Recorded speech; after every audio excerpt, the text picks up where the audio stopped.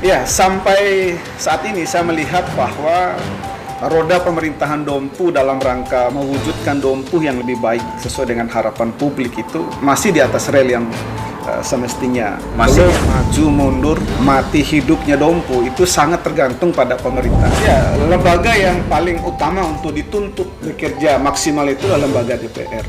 DPR ribut dengan eksekutif lebih pada bagaimana mengalokasikan dana-dana pokil untuk kepentingan mereka. Welcome to the LP.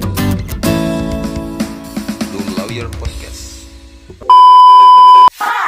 4, 3, 2, 1. Welcome to DLP, Dul Lawyer Podcast.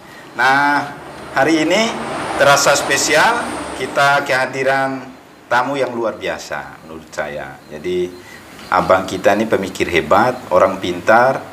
Jadi mudah-mudahan di pertemuan kali ini kita mendapatkan referensi cara melihat Dompu dari dimensi ruang dan waktu yang berbeda. Nah, selamat datang Bang Gisman. Selamat malam, Assalamualaikum warahmatullahi wabarakatuh. Waalaikumsalam. Bang Dul. Terima kasih loh Bang, sudah hadir di channel DLP. Jadi kita tunggu-tunggu abang tuh waktunya seminggu. Jadi baru kali ini, malam ini abang punya kesempatan untuk hadir. Nah, mudah-mudahan di pertemuan ini ada penjelasan nih Bang. Kita pengen mengoreksi gitu, mendalami pikiran-pikiran abang tentang melihat Dompu itu bagaimana sih. Nah, hiruk pikuk yang terjadi saat ini kan sesungguhnya menyita perhatian publik gitu.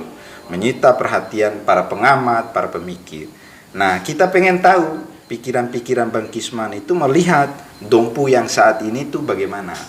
Nah, mungkin Bang Kisman bisa lah menyampaikan misalnya melihat situasi ini, sudut pandang Bang Kisman melihat itu seperti apa gitu. Iya, terima kasih Bung Dul ya, saya Iya. panggil ya selaku host di acara DLP ini. Yang pertama saya ingin memberikan apresiasi dulu terhadap DLP ini ya.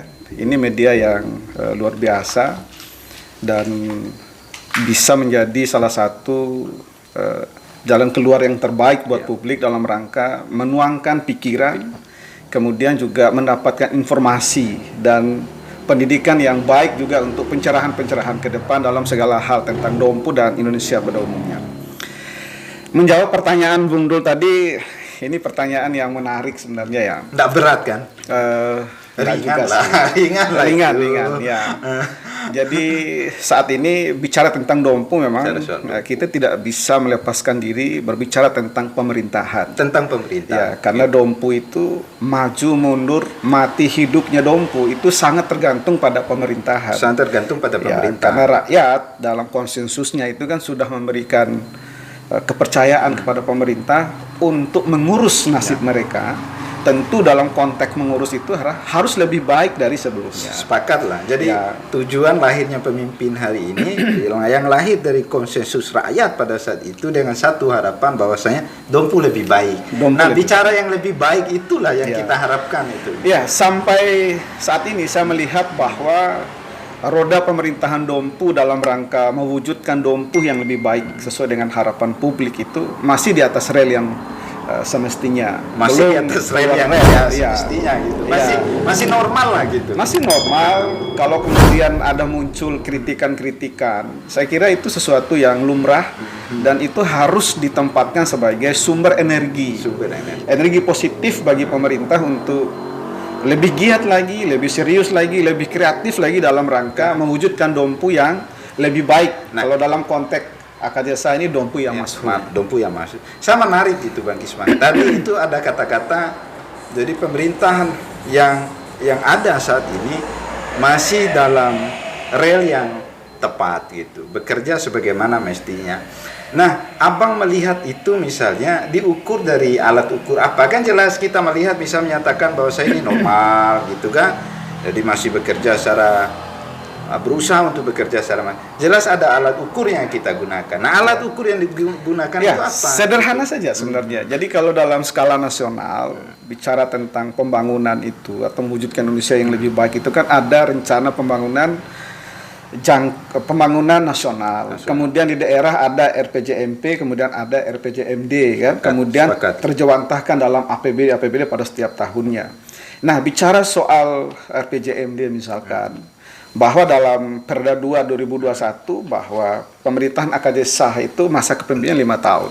5 tahun. Dan tahun efektifnya itu terhitung mulai di tahun 2022. Tahun 2022. 22, artinya bahwa hari ini kita baru masuk di tanggal 3 bulan 6, bulan Juni 2022, maka pemerintahan ini baru berjalan 5 bulan. 5 bulan Berdasarkan, ya, berdasarkan Perda 2 itu ya. Masih kayak bayi lah. Ya.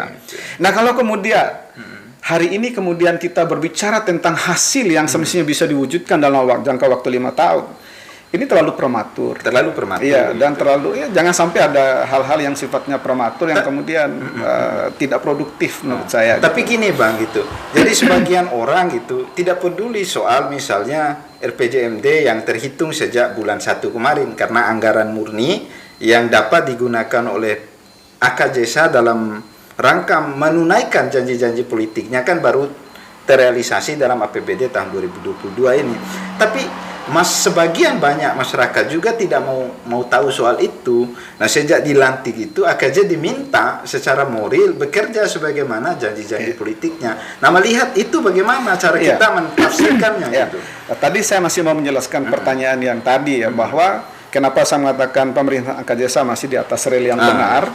Karena memang terbaca dalam RPJMD, kemudian dalam postur APBD 2022 bahwa ternyata program Jarak Pasaka itu ya terimplementasi dengan baik, tapi dengan satu catatan. Dengan satu catatan. Berproses. Berproses. Ya, berproses. Nah, menjawab pertanyaan yang barusan disampaikan bahwa rakyat tidak mau tahu.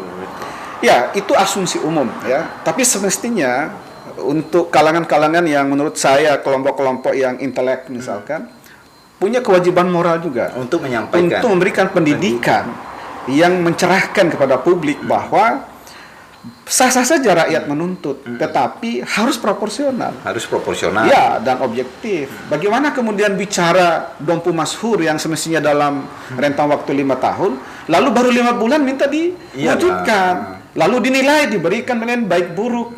Ya tentu hari ini kita akan memberikan angka 3 atau 4 lah. Ya kan? Tapi baru bisa memberikan angka yang objektif itu adalah setelah 5 tahun gitu. Ya, gini lah. Anggaplah misalnya kan kita tidak perlu harus menunggu 5 tahun lah. Kira-kira gitu. Saya mencoba menafsirkan pikiran kawan-kawan itu. Tidak harus kemudian menunggu 5 tahun lalu kita menuntut. Minimal ini start awal dari AKJSA. Ini kritikan-kritikan teman-teman itu dianggap sebagai alarm sebenarnya untuk pemerintah bekerja secara maksimal. Tetapi pemerintah harusnya menyikapi kritikan-kritikan itu seperti apa, Bang Yusman? Iya, jadi gini, bahwa kita hidup dalam alam demokrasi. Ya, sepakat. Ini keniscayaan. Keniscayaan. Nah, anak kandung dari demokrasi itulah demonstrasi. Iya. Ya, anak kan? kandungnya, jangan demokrasi. lupa gitu. Ya, anak kandung demokrasi itu adalah demonstrasi.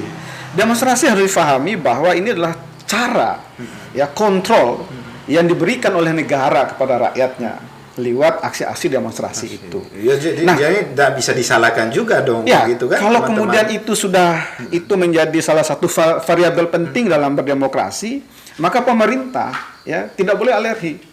Tidak boleh alergi. Tidak boleh alergi dengan demonstrasi, tapi demonstrasi yang seperti apa dulu, kan harus begitu. ada catatannya gitu. Ada catatannya. Jangan sampai gini. Terkadang kita memaknai demonstrasi itu bagian dari hak asasi kita. Ya, sepakat. Nah, hak asasi ini terkadang diterapkan secara Membabi tidak buta. proporsional. Nah, itu ya. Kita bicara hak bahwa kami ini hak kita menyampaikan pendapat di muka umum, kemudian memblokir jalan misalkan. Bagaimana dengan hak masyarakat yang lain? Sepakat lah. Kan begitu, ya kan? Saya tidak mencerca tentang pemblokiran jalan, tapi saya mengajak teman-teman untuk ayo kita sama-sama menyampaikan aspirasi, ayo sama-sama menyampaikan melakukan pengawalan yang ketat terhadap pemerintahan ini. Tetapi hanya dengan cara-cara yang ya baik pula gitu. Karena begini, demokrasi itu tidak bebas nilai. Tidak bebas nilai. Tidak bebas nilai. Tidak bebas nilai. Demokrasi ada itu batasan-batasan tertentu yang harus tetap dijaga. Betul. Kan, gitu. Demokrasi itu bicara kebebasan, tapi tidak bebas nilai. Tidak bebas nilai. Ada etika, ada nilai yang harus tetap dijunjung tinggi di situ. Nah, itu catatan saya. Nah, menarik nih Bang Isman. Jadi jelas situasi hari ini kan kita memperhatikan bahwasanya aksi demonstrasi kadang sudah melewati batas-batas tertentu gitu. Tentu sebagai masyarakat yang yang melihat situasi itu kita merasa prihatin. Tetapi di sisi lain juga gitu, kita tidak boleh menafikan bahwasanya demonstrasi itu adalah bagian yang tidak terpisahkan dari negara demokrasi kan gitu. Nah, menyikapi misalnya isu yang berkembang hari ini gitu, tuntutan-tuntutan masyarakat yang mulai di follow up ke permukaan, terus aksi demonstrasi yang mulai bergelombang terus terjadi gitu. Nah kita mengharapkan pemerintah sebenarnya hadir di tengah-tengah keresahan publik itu untuk menjawab tuntutan-tuntutan itu. Nah, harusnya posisi pemerintah itu memposisikan diri seperti apa, Bang Kisman, melihat tuntutan. Ini bicara substansinya loh ya, gitu. Oke. Jadi begini, bahwa demonstrasi itu kan akibat. Ya. Tentu ada sebab. Tidak akan pernah ada akibat kalau tidak ada sebab. Sepakat. Tidak akan ada asap kalau tidak ada api. Kan itu persoalan. Sepakat. Nah, sampai di tataran itu saya sepakat. Ya. Tetapi ketika kita sudah masuk ke hal-hal yang substansial, misalkan kita lihat dulu. Ada beberapa teman yang berpendapat bahwa jangan lihat bagaimana cara mereka berdemonstrasi, tapi lihatlah apa yang disuarakan. Saya sepakat juga gitu. Cuma persoalannya adalah ketika aspirasi itu disampaikan, lalu kemudian dijawab juga dengan lugas, dengan objektif, dengan data yang jelas misalkan, semestinya juga itu harus bisa diterima dengan lapang dada. Harus bisa diterima dengan lapang dada. Bisa diterima. Jangan sampai ada semacam perasaan untuk selalu benar gitu. Benar sendiri. Ya, gitu. benar sendiri. Jadi apa yang mereka pikirkan, apa yang mereka analisa, apa yang mereka sampaikan selalu benar. Tapi sebaliknya juga kan demikian tuh, pemerintah kalau misalnya ada koreksi dari kawan-kawan yang melakukan aksi demonstrasi juga harus menekan egonya untuk menganggap orang lain juga ada benarnya kan? Sampai detik ini pemerintahan AKJ itu masih menempatkan teman-teman demonstran itu sebagai teman-teman partner dalam membangun Dompu ini. Kalau misalnya ada yang mengatakan bahwa pemerintah tidak respect atau pemerintah tidak menghargai, saya masih susah untuk menerima dengan akal sehat pernyataan itu gitu. Tapi sebelum kita lanjutkan, gitu. Pernyataan yang barusan itu bukan mewakili humas kan? Itu pribadi Pak Kisman sendiri gitu loh. Maksud saya, nah itu kan sangat humanis sekali itu secara struktural gitu ya. Jadi begini, saya perlu juga atau misalnya ada SK minimal ini jubirnya pemerintah kan enggak ya? Ini menarik ya. Jadi sejak awal harusnya sudah sampaikan bahwa saya hadir di sini bukan dalam konteks mewakili pemerintahan AKJSA, juga dalam konteks representasi dari teman-teman yang kelompok ya pro AKJSA. Nah kan kita memang pernah berdiskusi sebelum ini bahwa Bang Kisman hadir di sini bicara soal apa yang dirasakan oleh Bang Kisman melalui sudut pandang gitu. Makanya saya menggunakan kostum warna putih ini kan menunjukkan bahwa saya netral dalam persoalan ini. Nah, bukan berarti kemudian saya tidak sepakat dengan teman-teman yang mengkritik pemerintah, tapi semestinya bisa didesain lebih cantik lagi kan, bisa dimodif lagi lah gerakannya itu biar lebih bisa diterima oleh masyarakat luas, tidak kemudian memunculkan antipati di tingkat publik misalkan. Karena apapun ya, mereka menyuarakan tentang aspirasi rakyat, tapi justru memunculkan juga antipati di sisi lain. Ini kan masalah yang semestinya dicarikan solusi. Sepakat lah. Jadi kita sama-sama sepakat bahwasanya aksi demonstrasi itu juga tidak bebas melakukan apa-apa. Ada batasan-batasan tertentu yang kemudian harus ditaati oleh teman-teman itu. Kita sepakat. Tapi gini Bang Kisman, saya tertarik untuk bahas soal soal pemerintah yang berjalan normal gitu. Nah, kalimat normal itu tidak mengganggu sih sebenarnya, cuma cukup jarang muncul dari banyak mulut orang gitu. Nah, hari ini saya mendengar dari Bang Kisman. Jadi bisa nggak tidak misalnya diulas gitu. Normal itu ya dilihat dari kacamata apa gitu. Ya. Jadi saya normatif saja ya. Jadi kalau misalkan Bung Dul baru mendengar labelisasi pemerintahan berjalan normal itu karena mungkin selama ini tidak berinteraksi dengan kelompok yang memandang bahwa pemerintah itu normal gitu. Selalu berinteraksi dengan pemerintah yang abnormal. Tapi begini, saya klarifikasi. Saya selalu berinteraksi dengan siapapun, Bang. Tidak ada gap tertentu gitu. Oke. Nah, baik, saya jawab. Ya, Bang. Ya, kenapa saya mengatakan pemerintahan AKJSA hari ini berjalan normal sesuai dengan rel yang semestinya?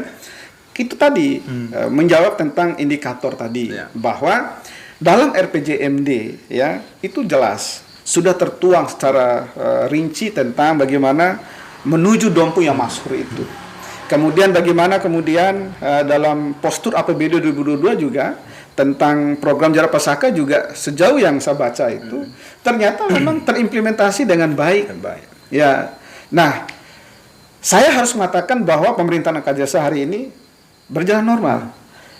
Berada di atas rel yang semestinya karena memang masih konsisten dengan jargon Jara Pasakanya untuk menuju Dompu yang Masyhur itu. Nah, kalau misalkan dalam APBD 2022 misalkan tidak terimplementasi program Jara Pasaka, maka saya akan sepakat mengatakan bahwa pemerintahan ini abnormal. Jadi gini Bang, jadi ya anggaplah misalnya dalam tanda kutip tanda kutip dalam APBD itu menurut penilaian Bang Kisman, jadi pemerintah yang sedang berjalan ini berjalan dengan normal-normal saja gitu.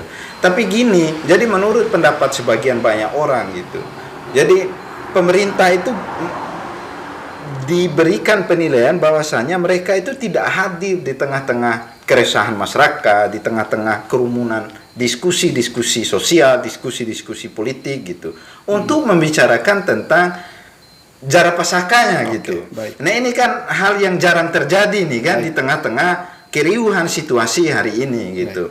Nah apa kendalanya nih Bang gitu? Jadi begini, kalau misalkan dinilai bahwa pemerintah tidak hadir di forum-forum diskusi, pertanyaan saya, pemerintah sudah diundang apa belum? Ya Dan tentu tidak forum mana? Dan tentu tidak harus diundang kan Oke. gitu maksudnya. Maksudnya kan pemerintah hari ini kan punya perangkat, punya elemen yang cukup untuk membicarakan Jara Pasaka sampai tingkat grassroots gitu loh Bang gitu. Jangan sampai Jara Pasaka itu hanya di APBD tok gitu. Nah di APBD oke, kita anggap normal dalam tanda kutip tadi, tapi kan di dalam APBD itu kan harus dibumikan gitu di tingkatan grassroots. Nah siapa ini yang apa kendalanya ini Ya, gitu? nah kalau ini pertanyaannya bagus ya. Jadi sepakat ya bahwa Jara Pasaka terimplementasi secara berproses ya, secara bertahap dalam APBD. Nah, kenapa ini tidak tersampaikan secara baik di tingkat publik gitu? Apa Berarti kendalanya itu loh? ada masalah memang. Masalahnya pertama soal komunikasi dan publikasi. Soal komunikasi dan Publikasi. Siapa yang semestinya melakukan komunikasi dan siapa pula yang harus melakukan publikasi terhadap informasi ini? Tentu menurut saya adalah ya pemerintah itu sendiri. Pemerintah memang ikon itu kan ada bupati dan wakil bupati. Tetapi ingat bahwa bupati dan wakil bupati itu punya perangkat, punya perangkat, punya pasukan, punya prajurit dalam tanda kutip yaitu pimpinan-pimpinan OPD. Nah, pertanyaan saya adalah ketika selama ini teman-teman oposisi lah istilahnya coba untuk menyorot mengkritisi kinerja pemerintah dalam hal ini bupati dan wakil bupati, lalu kemana pimpinan OPD-OPD itu? Ya itu dia heran kan begitu. Kan tidak ada satupun yang muncul di permukaan yang berusaha untuk menjawab keresahan-keresahan kawan-kawan yang melakukan aksi itu. Nah, saya menduga kenapa kemudian pimpinan-pimpinan OPD ini tidak mampu berdiri di garda paling depan untuk memberikan informasi dan publikasi yang baik kepada publik. Pertama, ada ketidakmampuan mereka menerjemahkan apa sih yang diinginkan oleh AKJ lewat program Jara Pasaka untuk menuju Dompu yang Masyhur ini. Lalu yang kedua, bisa jadi juga mereka belum move on. Move on dalam artian bahwa mungkin jabatan-jabatan mereka juga tidak sesuai dengan keinginan mereka misalkan. Lalu berikutnya adalah ada tendensi-tendensi secara politis juga boleh. Ya kan? Ini kan saya menduga bahwa sehingga mereka lebih cenderung berpikir politis daripada bekerja secara birokratis gitu. Semestinya bupati itu kan tidak perlu capek-capek sebenarnya. Untuk kemudian mendatangi masyarakat, mempublikasi apapun yang dilakukan. Karena ada mereka. Karena mereka lah ujung tombak yang paling depan. Kan nggak mungkin misalnya kadis kabit itu ngantor sore pulang lalu tidur kan, kalau itu kan kebiasaan yang konvensional itu. Nah di zaman yang terus berkembang, di teknologi yang terus maju, kan banyak cara sebenarnya untuk bicara ke publik itu tentang Jara Pasaka. Kan tidak maksudnya hadir di tengah-tengah keresahan masyarakat itu kan tidak meski harus turun ke lapangan lalu bicara, tapi kan banyak banyak Hanya teknologi cara. yang Oke. bisa digunakan Ya. untuk itu sebenarnya. Ya, dari 30 lebih pimpinan OPD yang ada di Kabupaten Dompu itu hanya 1-2 orang saja yang aktif Iya. di media sosial menurut saya gitu. Nah, semestinya saatnya nih Bupati bersama Wakil Bupati itu menggerakkan seluruh pimpinan OPD itu setidak-tidaknya memiliki akun Facebook, Akun ya kan? Facebook. Akun Facebook atas nama OPD OPD yang mereka masing-masing. pimpin. Nah, di akun Facebook ini bisa difungsikan pertama untuk menjawab Pertanyaan. setiap ada persoalan, setiap ada isu, setiap ada kritikan-kritikan yang diarahkan kepada Bupati. Yang kedua, jadikan media publikasi, ya kan, tentang Kegiatan-kegiatan. bagaimana sih program Jarak Pasakah yang ada di OPD mereka, Masing-masing gitu. ya, bagaimana kemudian pelaksanaannya, sudah sejauh mana pelaksanaannya dan bagaimana hasilnya. Nah, sehingga ketika publik ya membutuhkan informasi seperti itu, tinggal akses saja di masing-masing akun-akun OPD Iya. itu. Nah, Tanpa publik bertanya, mereka kan sudah tahu jawabannya dengan sendiri dengan adanya publikasi yang dilakukan oleh OPD-OPD tadi. betul. sebenarnya. Nah, sehingga kan begini, Bung Dul ya, bahwa demonstrasi ini kan akibat.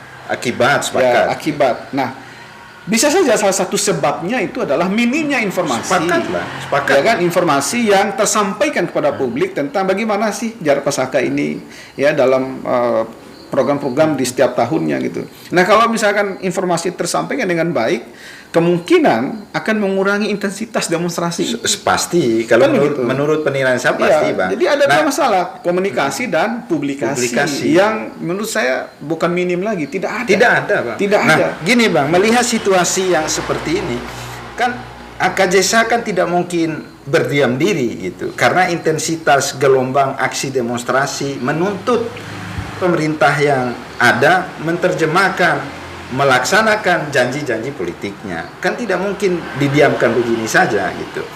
Nah, mungkin tidak ke depan, misalnya 1 atau 2 bulan ke depan, pemerintah misalnya AKJSA melakukan evaluasi misal terhadap kinerja OPD-OPD yang ada. Ya sangat memungkinkan. Karena evaluasi ini kan sangat perlu untuk dilakukan, bahwa dalam mengukur sebuah program itu sudah berjalan secara baik apa tidak kan tergantung dari pertama perencanaan, kemudian pelaksanaan, kemudian evaluasi, dan rekomendasi. Kan begitu. Yang penting itu rekomendasi. Nah, kalau misalkan tahapan setelah mutasi terakhir di tingkat eselon 2 itu sudah dilakukan, maka saatnya untuk mengevaluasi. Ya kan? Bagaimana kinerja mereka di masing-masing OPD yang mereka pimpin gitu. Sisi mananya yang kurang, sisi mananya yang sudah baik, yang mana yang harus disempurnakan, dan bagaimana ke depannya. Saya kira evaluasi adalah sesuatu yang wajib dilakukan dalam segala hal. Wajib dilakukan. Jadi rekomendasinya ya pemerintah sekarang harus segera melakukan evaluasi gitu kan. Segera melakukan evaluasi saatnya. 6 bulan pertama. 6 bulan pertama gitu. Nah gini Bang Gisman, lagi-lagi misalnya kita kembali mengulas peristiwa beberapa waktu yang lalu soal gelombang kritikan, gelombang aksi massa yang menuntut tentang janji dan realisasi dari komitmen mensejahterakan masyarakat Dompu dari AKJSA. Nah tentu harapan-harapan itu kita masih tetap optimis dong gitu, berharap pemerintah sekarang ya bekerja secara maksimal lalu kita mendapatkan buah dari pekerjaan itu. Tapi gini, andai kata misalnya pemerintah hari ini itu tidak dapat melaksanakan janji-janji politiknya secara maksimal itu tadi dengan rentan waktu yang tidak begitu panjang gitu. Nah harusnya publik memberikan penilaian seperti apa atas kinerja pemerintah itu. Iya, normatif. Jadi kalau misalkan janji yang disampaikan kemudian itu mampu memberikan harapan, ya kan, rasa optimis kepada publik bahwa oh ya, bahwa kehadiran AKJSA akan mampu yang mengangkat derajat ekonomi, ke derajat kehidupan mereka misalkan. Lalu janji itu bisa direalisasikan dalam berapa lama jangka waktunya. Nah, jika jangka waktunya itu sudah terpenuhi, kemudian janji tidak mampu ditepati secara baik misalkan, maka suka tidak suka, siap tidak siap, sepakat ataupun tidak sepakat, ya kita harus menilai bahwa pemerintah gagal. Tetapi kalau seperti yang sempat diwacakan oleh teman-teman aktivis misalkan bahwa konsensus itu harus dilihat dalam kerangka berpikir semacam perjanjian, ya kan, kontrak sosial antara pemilih dengan yang terpilih gitu. Nah, kontrak sosial ini ya itu dalam berapa lama gitu, kan begitu. Nah, kalau misalkan baru 6 bulan berjalan efektif, Iyalah, enggak. lalu kemudian kita ingin menegur, boleh. Tapi kalau semacam somasi belum tepat, karena belum prestasi pemerintah ini, ya kan? Belum bisa dikatakan prestasi. Iya, tapi kan nggak mungkin juga nunggu selesai baru kemudian dikirim somasinya. Ya itulah resiko kan. Kan nggak mungkin Resiko, itu, kan? Bang. Nah, Gitu. kalaupun ya harus ada evaluasi, ya maka evaluasinya di akhir tahun. Di akhir tahun. Iya, setelah periodisasi postur APBD 2022 ini misalkan Dilaksanakan dengan tuntas. secara tuntas pada batas waktu yang sudah ditentukan. Baru kita bisa mengevaluasi. Lah kalau dalam proses ya untuk menuju pada realisasi, bagaimana kita mau melakukan evaluasi? Boleh-boleh saja, tapi tidak tepat sasaran. Tidak tepat sasaran. Bahkan nanti tidak analitis dan tidak konstruktif. Tapi evaluasi yang paling tepat itu ya itu tadi, yaitu soal publikasi dan dokumentasi, komunikasi gitu. Dan OPD publikasi. itu kepada masyarakat Intagis. Ya. Baik menggunakan media sosial atau hadir secara langsung di tengah-tengah keresahan masyarakat itu. Gini Bang Gisman, anggaplah kita lagi-lagi gitu, dalam tanda kutip pemerintah sedang berjalan ini dalam keadaan normal gitu. Nah, andai kata misalnya pemerintah KJSA tidak mampu gitu melaksanakan minimal 50% lah dari janji politiknya. Kan janji politiknya ada ambulans, UMKM, kemudian sapi, porang, padi, jagung dan ikan dan seterusnya.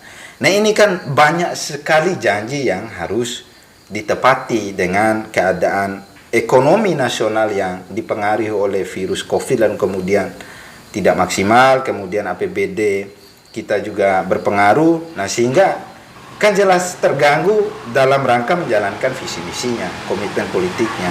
Nah, kalaupun misalnya masyarakat berharap lebih misalnya, kan tidak salah juga dong misalnya kemudian masyarakat berharap lebih KJSA bekerja secara maksimal, tapi di satu sisi pemerintah punya keterbatasan gitu maksudnya. Nah, cara kita menilainya, menyikapinya seperti apa? Jadi begini, yang pertama itu kembali pada persoalan komitmen kepemimpinan itu sendiri. Apakah kemudian di tengah-tengah pandemi yang masih sedikit mengganggu ya finansial dan aspek-aspek yang lain itu bisa mengganggu juga kinerja mereka gitu. Tapi sejauh yang saya lihat ya, saya masih normatif membahas bahwa persoalan ambulans misalkan. Saya kira apa yang disampaikan oleh pasangan AKJSA dulu akan mengadakan ambulans 1 unit per desa. Gitu. Saya kira sekarang sedang berproses. Proses dalam konteks begini. Memang postur anggaran di APBD itu tidak memungkinkan untuk pengadaan itu soalnya itu. Tapi kan ada cara. Ada solusi yang sedang dilakukan. Ternyata bahwa ini bisa dikomunikasikan dengan pemerintahan desa masing-masing, di mana pemerintahan desa didorong gitu, distimulasi untuk bisa mengalokasikan DD dan ADD-nya itu untuk pembelian ambulans untuk kebutuhan mereka. Gitu. Nah, karena itu memungkinkan. Nah, itu soalnya, Bang. Nah, itu soalnya. Nah, kita kembali lagi ke itu tadi, bahwasanya ini kan minim sekali ini nilai-nilai komunikasi yang terbuka, yang komprehensif. Ini kan terputus ini. Ya. Jadi bukan, oke lah kita sepakat bahwasanya di dalam postur APBD kita punya keterbatasan, tetapi AKJSA punya cara lain mensiasati keterbatasan itu dengan mendorong pemerintah desa misalnya. Tapi kan ini kan hanya muncul dari abang, tidak, atau jangan-jangan ini titipan gitu loh. Tidak, nah, ya. Nah tidak. Itu kendalanya. Ini realitas. Nah maksud saya, yang harusnya yang berucap itu kan harusnya bukan muncul dari orang lain sebenarnya, gitu loh maksudnya. Nah cara kita melihatnya seperti apa itu? Ini realitas. Realitas bahwa pemerintah kabupaten saat ini sedang aktif mendorong, memberi semangat dan keberanian dan kesadaran juga kepada pemerintah desa untuk berani mengalokasikan ADD ataupun DD. Karena begini kan, ada yang membantah argumentasi itu. Lo kan semestinya lewat APBD. Ingat, apa sih perbedaan DD dengan ADD misalkan? Kalau DD itu kan bersumber dari APBN. Berdasarkan Undang-Undang Desa, alokasinya jelas. Kalau ADD itu adalah bersumber dari APBD. 10% dari APBD di masing-masing desa. Nah, artinya bahwa karena ini bersumber ADD ini bersumber dari APBD, bisa kan? Ya, untuk politik anggaran itu bisa untuk dialokasikan untuk itu. Kalau itu sepakat itu yang kita. Pertama. Kemudian masalah UMKM atau IKM misalkan. Kalau tidak salah kan 1.000 ya, 1.000 atau 3.000 selama 5 tahun, saya kurang ingat itu. Tapi hari ini pun ternyata sedang berproses. Bahkan di tahun 2022 ini target pemerintah kabupaten itu untuk mendorong dunia UMKM dan melahirkan para pengusaha-pengusaha di tingkat UMKM itu melampaui target. Kalau target yang ditargetkan oleh pemerintah itu sebanyak 300 lebih ya per tahun itu. Per tahun. Ternyata Dinas Koperasi itu sudah melakukan pembinaan sekitar 500 lebih.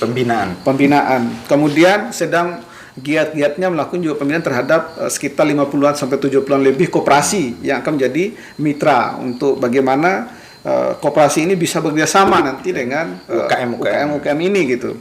Nah, tadi lagi-lagi ini informasi tidak tersampaikan kepada publik gitu. Itu dia maksudnya. Ya. Persoalan air bersih misalkan. Ini juga yang paling viral di masyarakat. Ingat, saya ingin mengatakan begini. Air bersih ini kan warisan pemerintahan sebelumnya. Jadi gitu ya, warisan gitu ya. Sejak dari zamannya Om Pubeko, kemudian zamannya Pak Saiful Rahman, zamannya Haji Bambang. Persoalan air bersih ini kan ya tidak terselesaikan dengan baik. Nah, lalu kemudian ya mencapai puncak tuntutan itu di pemerintahannya Akadesa. Tapi tidak salah juga. Dalam waktu, tapi tidak salah juga. Dalam waktu 6 bulan, kemudian meminta agar urusan PDAM yang sudah berakar ini diselesaikan. Tapi kan tidak salah juga masyarakat. Tapi yang ingin saya jelaskan begini, begini bahwa ternyata terhadap persoalan ini pemerintah Akadesa tidak berpangku tangan. Mereka pun sedang memproses gitu bahwa ada pemasangan perpipaan ya kan, kemudian penambahan jaringan-jaringan untuk rumah tangga misalkan. Itu jelas terurai semua dalam APBD itu. Itulah kemudian kenapa teman-teman aktivis yang hari getol silakan, cuma harus berdasarkan data yang valid itu. Nanti untuk menguji itu pernyataan Pak Kisman itu apakah benar atau tidak, kita undang ya Pak Kadis Koperasi. Boleh. Kadis PU. Kan harusnya mereka yang bicara gitu loh maksudnya. Bukan orang lain yang bicara. Karena ketika mereka bicara, mereka tahu secara komprehensif anggarannya berapa, teknisnya bagaimana, tempatnya. Kemudian masalah BLK sebenarnya. Iya kan? Mungkin tidak banyak masyarakat yang tahu bahwa hari ini sudah ada peraturan bupati yang diterbitkan gitu kan. Tentang BLK. Tentang pembentukan UPTD BLK. Artinya kan Balai Latihan Kerja. Ya, ini kan menjadi dasar hukum untuk pembentukan UPTD BLK. Berarti kan mulai dalam proses mewujudkan mimpi itu gitu. Kemudian pemerintah juga hari ini sangat intensif sekali melakukan pembinaan terhadap tenaga-tenaga di tingkat SMK misalkan. Misalnya di SMK HU ya tenaga yang ahli di bidang perlasan misalkan itu sekitar 300-an itu dilatih oleh pemerintah. Kemudian di SMK Boja misalkan masalah teknik menggambar, teknik sipil itu sedang dilatih juga gitu. Iya, karena kita kan bicara proses. Bahwa pembangunan itu kata kunci ada di proses. Jadi gini Bang Kisman, saya sih tidak melihat misalnya pemerintah tidak bekerja, tidak boleh juga kita misalnya memvonis pemerintahan Akadesa tidak bekerja. Tapi kan ada alat ukur yang ditempatkan oleh beberapa teman-teman gitu, aktivis LSM ini, di mana alat ukur itu dijadikan sebagai indikator bahwasan pemerintah ini berjalan gitu. Nah, tapi penilaian teman-teman itu kebanyakan bahwasanya pemerintah ini tidak bekerja secara maksimal, terlepas sudah dijelaskan oleh Bang Kisman gitu. Nah, Bang Kisman itu kan sepengetahuan banyak orang bukan bagian dari pemerintah, tapi orang yang hadir memang yang memberikan penjelasan akan itu gitu. Tapi gini Bang Kisman, melihat kinerja pemerintah yang sedang berjalan gitu, ini masuk ke bulan ke-6 kalau kita hitung dari penetapan APBD 2022 gitu. Nah, perlu tidak kita misalnya mulai dari hari ini memberikan penilaian tertentu atas kinerja pemerintah misalnya. Kan bisa dilihat ini hasilnya nanti itu akan seperti apa, kan tergantung dari langkah pertama yang kita kerjakan hari ini gitu. Melihat kinerja pemerintah itu untuk mencapai hasil tertentu itu seperti apa? Jadi begini, publik berhak untuk menilai gitu. Tetapi menurut saya yang paling tepat peran yang dilakukan dalam tahapan proses ini adalah melakukan pengawasan, bukan menilai. Ya, bagaimana kemudian seorang siswa atau mahasiswa mau dinilai misalkan, sementara ujiannya belum dilakukan, masih tahap belajar. Kan begitu. Adakan dulu ujian dong, kemudian kita lihat lembaran jawaban seperti apa dalam menjawab pertanyaan-pertanyaan itu, sesuai dengan indikator apa enggak, baru kita bisa memberikan nilai. Lah kalau misalkan masih dalam tahap belajar di kelas, lalu kemudian menilai gitu, ini kan tidak tepat. Tidak tepat. Ya, tapi cukup melakukan pengawasan saja. Saya jadi curiga gitu. Pernyataan Bang Kisman ini menarik hati AKJ untuk diminta jadi pasangan yang akan datang gitu. Enggak ya? Ya tidaklah. Jadi seperti yang saya sampaikan itu bahwa saya tidak pro terhadap teman-teman yang. Jadi enggak, penilaian itu, kecurigaan itu sebenarnya loh, kok Bang Kisman ini kan lebih paham gitu tentang situasi Jara Pasaka hari ini dibanding teman-teman yang lain gitu. Nah, kecurigaan itu membawa pikiran saya jangan-jangan gitu.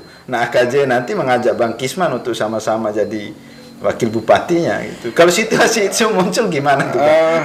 Kalau ini pertanyaan yang sederhana ya, dan bisa saya jawab gitu. Bahwa kalau misalkan posisi saya hari ini memahami tentang bagaimana dinamika Jara Pasaka, ya karena saya sedikit mau membaca ya. Kemudian kalau kemudian pengetahuan saya dikaitkan secara politis di 2024, saya nyatakan sih saya tidak siap. Tidak siap. Saya tidak siap gitu. Kenapa Bang? Gitu. Begini. Nah, bukannya misalnya jadi wakil bupati, setidak-tidaknya kita punya kewenangan untuk membantu orang lebih banyak lah misalnya. Betul. Kalau siap, begitu. Bang Fahri Hamzah mengatakan bahwa amalan yang terbesar yang bisa kita lakukan untuk publik itu ketika masuk ke ranah politik, ya, begitu. Tetapi untuk saat ini saya belum berpikir ke arah sana dan sama sekali belum memiliki minat gitu. Sehingga saya menjawab untuk 2024 berpasangan dengan siapapun tidaklah gitu. Ya, tapi murni hari ini kalaupun saya dinilai bahwa membela, sebenarnya bukan membela pemerintahan AKJ. Ya, membela pun sebenarnya tidak ada masalah. Orang kan publik kan wajar menilai. Ya, tapi saya ingin mengatakan bahwa saya tidak dalam posisi membela pemerintahan AKJ. Tetapi saya sedang menyampaikan cara pandang yang berbeda ya dari pemerintahan AKJ. Tapi bukan berarti teman-teman yang lain juga cara pandangnya salah kan gitu dong. Saya tidak menyalahkan, tetapi saya ingin mengajak teman-teman itu bahwa kalau mau ayo sedikit masuk ke cara pandang saya. Kalau mau ya masuk ke cara pandang saya, kemudian kita sama-sama melihat bagaimana sih ya dinamika pelaksanaan dari program-program kerja AKJ ini agar kita itu bisa menjadi pribadi yang memiliki daya edukatif yang baik di hadapan publik. Saya sebenarnya orang sepakat, Bang, bahwa saya mengkritik pemerintah itu ya harus dengan cara yang elegan gitu. Nah, cara yang elegan itu ya kita hadir dengan menganalisa, dari hasil analisa itu menemukan fakta, menemukan angka, menemukan data gitu. Nah, lalu kemudian kita bicarakan. Nah, itu cara yang elegan. Bukan berarti pula sebenarnya dengan tidak ada itu kan tidak boleh kritik. Bolehlah, tetapi sebagai kaum intelektual, agen of change, ya kita berharap mengkritik itu ya dengan cara yang lebih tepat, itu dengan lebih cara tepat dan berdasarkan analisa yang matang. Contohnya begini, Bung, ya. Ketika kan yang memicu lahirnya demonstrasi berjilid-jilid ini kan persoalan anjloknya harga gabah dengan harga jagung misalkan. Kita masuk ke urusan harga gabah dulu gitu. Kenapa sih gabah ini bisa anjlok misalkan? Dan apa sih upaya yang dilakukan oleh pemerintah Kabupaten AKJ ini dalam rangka menjaga stabilisasi harga gitu? Menurut saya bahwa persoalan anjlok harga gabah ini menasional. Tidak hanya di Dompu. Tidak hanya di Dompu. Kemudian ini efek dari kebijakan nasional juga. Kan begitu. Misalkan keran impor beras itu dibuka, kemudian pajaknya diringankan misalkan. Lalu yang kedua adalah pemerintah juga maksimal juga bekerja menurut saya dalam rangka menjaga stabilitas harga gabah ini gitu. Apa sih yang bisa dilakukan oleh pemerintah gitu? Apakah kemudian pemerintah kabupaten maksud saya mengintervensi pasar misalnya? Bahwa ini kan tidak keluar dari urusan sifat oligarkis gitu. Iya kan? Pemerintah menurut saya tidak bisa mengintervensi, tetapi hanya bisa melakukan pendekatan-pendekatan dengan para oligarki ini agar sedikit memiliki hati nurani, nilai-nilai kemanusiaan dalam berbisnis gitu. Nah, kalau kemudian kita menghujat pemerintah urusan itu, sementara pemerintah tidak punya kewenangan apapun. Nah, ini kan menjadi tidak benar menurut saya, tidak tepat sasaran. Begitupun dengan harga jagung misalkan. Menurut saya kalau secara politis ya kita melihat harga jagung ini, tapi harga jagung masih bagus, Bang. Masih di atas 4.000. Justru kalau misalnya masih di atas 4.000, kenapa harus ada jilid 2, jilid 3 misalkan demonstrasinya? Ya mungkin mereka bicara soal lain, misalnya saprodinya, kesediaan pupuknya, obatnya. Nah, itulah yang jarang kita bicara. Kan itu kan mempengaruhi juga komponen harga. Baik, kan gitu. Saya menjawab ya, bahwa urusan harga pupuk yang naik misalkan, sementara harga jagung konstan di angka 4.200 misalkan, harus diingat bahwa apa sih kewenangan pemerintah kabupaten dalam rangka menekan harga pupuk? Tidak ada. Bahwa hari ini kalau kita membaca berita bahwa kenapa harga pupuk naik bahkan langka, pertama bahan baku kimianya itu kan berasal dari Rusia dan Cina gitu. Kemudian negara Rusia ini sedang berperang, kemudian berefek pada supply bahan baku kimia untuk pembuatan pupuk, sehingga pupuk itu langka. Itu yang pertama. Yang kedua, bahwa produksi pupuk juga itu tidak sesuai dengan kebutuhan, sehingga langka dia. Karena langka, naiklah harga. Lah sekarang apa yang bisa dilakukan oleh bupati, wakil bupati misalkan, dalam rangka menambah kuota pupuk? Kelangkaan ini bukan kan tidak, tapi kebijakan nasional. Tapi kan bukan berarti tidak melakukan apa-apa dong. Kan gitu kan, melihat situasi ini sebagai pemerintah bukan berarti karena misalnya hal-hal lain yang mempengaruhi harga lalu pemerintah berdiam diri, kan tidak fair juga. Kenyataan kan begini ya. Urusan gabah misalkan, pemerintah kan sudah mulai bekerja. Iyalah, kita lihat kemarin Pak Bupati membangun giling yang modern misalkan. Urusan jagung misalkan membangun gudang di Nusa Jaya misalkan. Ini kan bukti konkret bahwa pemerintah itu masih bersama rakyat. Oke. Nah, kita kan sudah menilai gitu kinerja eksekutif yang dianggap meskipun dalam tanda kutip bekerja secara normal. Tapi kan tidak hanya eksekutif yang kemudian punya beban untuk menyelesaikan keresahan-keresahan masyarakat saat ini. Nah, harusnya siapa lagi yang harus terlibat di sini, Bang? Ya, lembaga yang paling utama untuk dituntut bekerja maksimal itu adalah lembaga DPR. Lembaga perwakilan rakyat gitu. Ya kan? Pemerintah itu tidak mewakili rakyat karena murni eksekutor. Nah, DPR ini harusnya berpikir, bekerja, berteriak pun itu harus berdasarkan kepentingan rakyat, bukan kepentingan kelompok mereka gitu. Contoh misalkan, pertanyaan saya, sejauh mana DPR Dompu ini ketika membahas anggaran 2022 itu memikirkan tentang nasib rakyat? Munculnya harga gabah yang anjlok atau harga jagung yang trennya naik turun misalkan. Tidak ada. DPR ribut dengan eksekutif lebih pada bagaimana mengalokasikan dana-dana pokir untuk kepentingan mereka sendiri. Iya, tidak memikirkan tentang rakyat, Bang, gitu. Setiap tahun itu bicara soal pokir aja gitu. Iya. Tidak ada mereka bicara soal kepentingan kerakyatan. Makanya di beberapa kesempatan dan forum saya sampaikan, jika DPR itu benar-benar berpihak pada rakyat dan memahami bahwa mereka mewakili rakyat, maka saya tantang, hilangkan dana pokir mereka dalam waktu 1 tahun misalkan. Lalu dana pokir itu dipakai dialokasi untuk dana operasional Perusda misalkan. Lalu Perusda ini bekerja sesuai dengan apa yang dituntut oleh rakyat hari ini. Untuk menyerap misalnya hasil pertanian masyarakat. Bagaimana sejahteranya rakyat ini? Sepakatlah. Ayo, saya tantang DPR untuk berani nggak? Jangan hanya DPR itu. Ketika masyarakat berteriak tentang harga gabah anjlok, harga jagung yang tidak berpihak, lalu hanya menyorotkan bahwa ini urusan bupati dan hanya diselesaikan lewat RDP. Nah, ini kan tidak cerdas jadinya kerja DPR ini gitu. Siap. Oke, terima kasih Bang Kisman atas diskusi singkatnya, luar biasa. Ini menjadi referensi bagi kita semua. Ternyata tidak hanya eksekutif yang punya tugas untuk mensejahterakan masyarakat, itu ternyata teman-teman di legislatif, di DPR juga punya tanggung jawab. Tapi ada satu yang ingin saya sampaikan, terkait masalah Perusda. Ada harapan publik bahwa Perusda ini bisa memainkan peran. Ingat bahwa Perusda ini kan BUMD. Ya kan? Trennya hari ini dia sama dengan BUMN, cuma ada di pusat sama di daerah. BUMN hari ini tidak ada yang statusnya BUMN murni. tapi mereka sudah dikelola secara ya kan perseroan. Nah, hari ini Perusda itu ya kalau dikelola seperti sebelum-sebelumnya itu pemerintah berbisnis namanya. Pemerintah tidak berbisnis. Caranya adalah Perusda ini dirubah status hukumnya. Jadi Perusda menjadi perseroan Perusda. Perseroan Perusda. Perusahaan terbatas, perusahaan daerah. Oke, terima kasih. Itu baru top. Sehingga nanti dananya itu bisa ada orang tanam saham. Kalau Perusda murni itu murni dari APBD. Iya, ya peristiwa ini kan jelas kita lihat hari ini jadi bahwasanya aset-aset yang dikelola oleh Perusda ini kan gagal dikembangkan. Terima kasih Bang Kisman sudah hadir di channel DLP.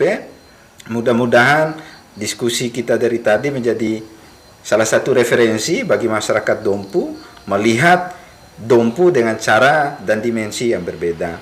Nah, terima kasih juga buat teman-teman DLP. Jangan lupa nonton DLP channel, like, comment, share, and subscribe. To lawyer